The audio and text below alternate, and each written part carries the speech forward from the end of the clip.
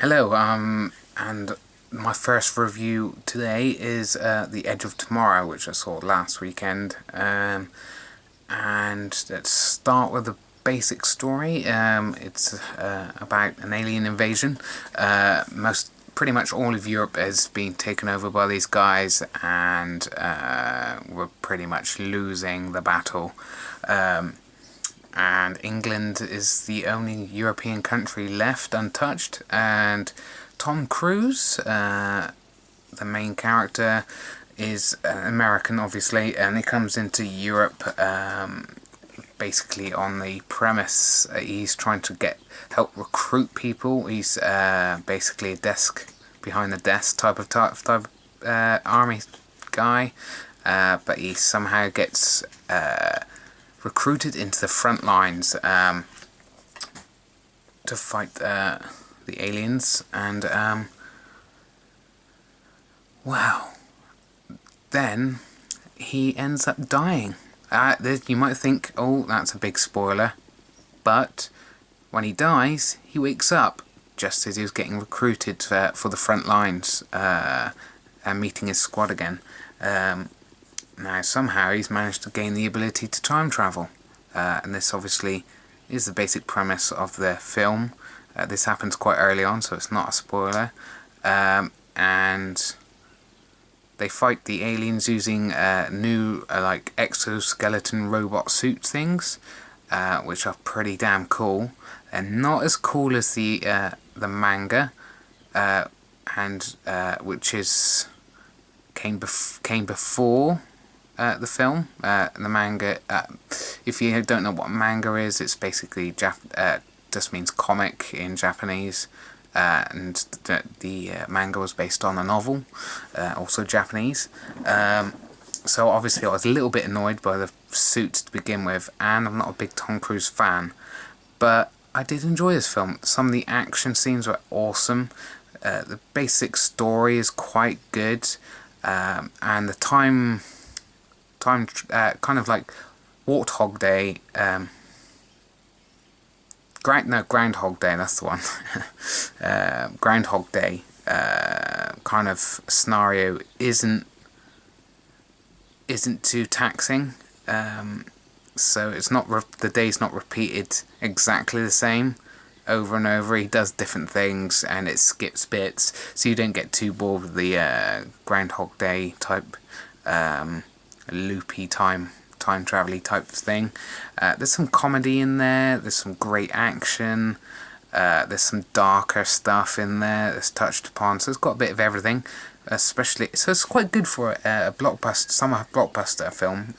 It's not too dumb, it's got good enough action, it's got some humour in it. Now obviously I'm not a big Tom Cruise fan, but he does okay in this. So basically, if you are a Tom Cruise fan, or you don't mind Tom Cruise, probably I'll give my end score a one mark up from what I give it, because he's okay in it, but he's not. I wasn't too fussed about him either, and that's probably a big problem for the film itself. If you don't buy into the characters, it ends up being an okay film. Now obviously, when it comes to action films, there's Godzilla still doing its run round the cinemas, so if you have a choice, me personally, I'll go with Godzilla, but if you get bored easily and you want action from the get-go, then Edge of Tomorrow is probably more for you. So overall, I would give it a 6.5, 7 out of 10. That's not the only review I've got for you today, guys. I've got a film called The Bling Ring, which my girlfriend's choice in films. And it has Emma Watson in it from the Harry Potter films, and it's apparently based on a true story. Which parts are based on a true story, I'm not sure. I haven't really done my research on that. But I don't care, because let's just get down to it. The premise is actually quite interesting. Teenagers who go into celebrities' houses and steal all their goods. You're expecting a bit of, some good break-in skills and some kind of like detectives trying to track them down and stuff like that. No, it is not like that at all. It's a bunch of girls and one guy who basically just break into people's houses. Now you're thinking, okay, what are the characters' backgrounds? If it's a heist kind of about thieving and stuff like that, it's got to have good, interesting characters, right? I mean, the story obviously isn't that great. And basically, the characters don't have any background. The only backgrounds they have they actually are from privileged backgrounds. They're just bored teenagers. I guess there might be some kind of director trying to get in some kind of kind of theme about what celebrities mean to teenagers today. The celebrities who are just famous for being famous, but it didn't really come across. Or didn't come across well. That's probably one of the main problems with this film. So they're basically privileged teenagers who are bored, and they're pretty much really annoying, and I just want to punch them, most of them, in the face.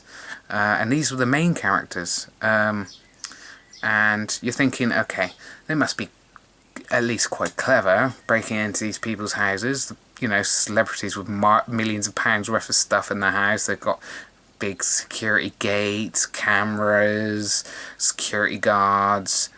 No, apparently they just went in trying all the doors, and apparently these people actually left the doors open.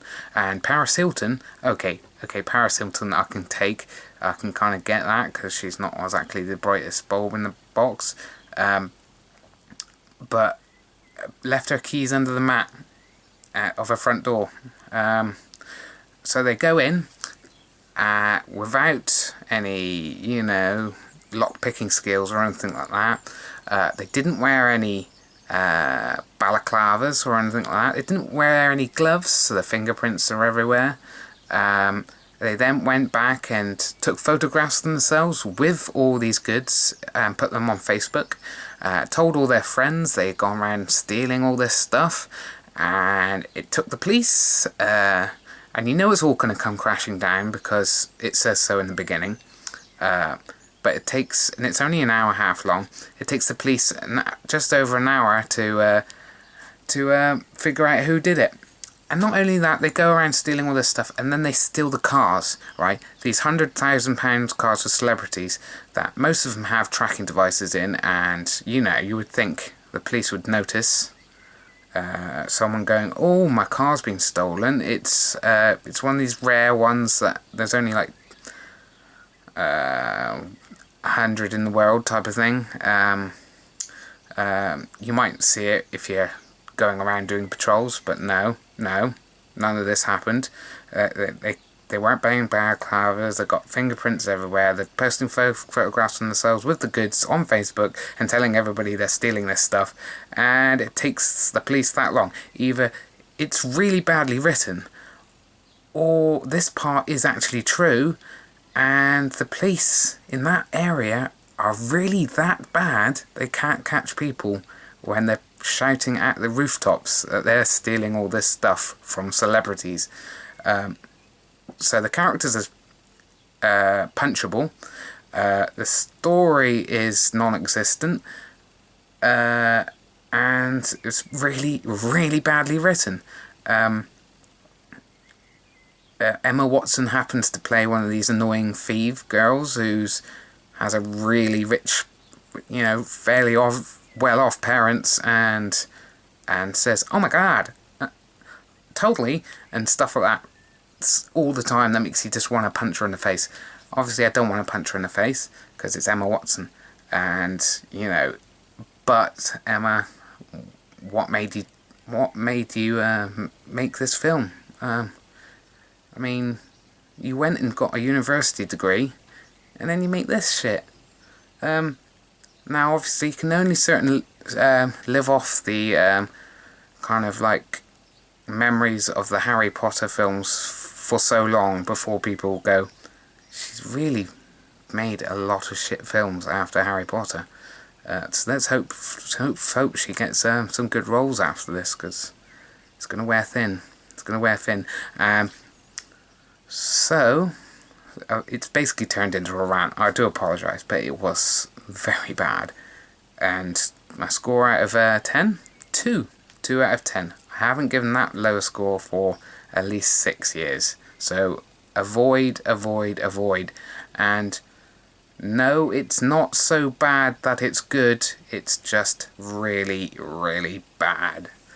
There you go, guys. 2 reviews. 1 awful film. 1 okay film. Bye-bye.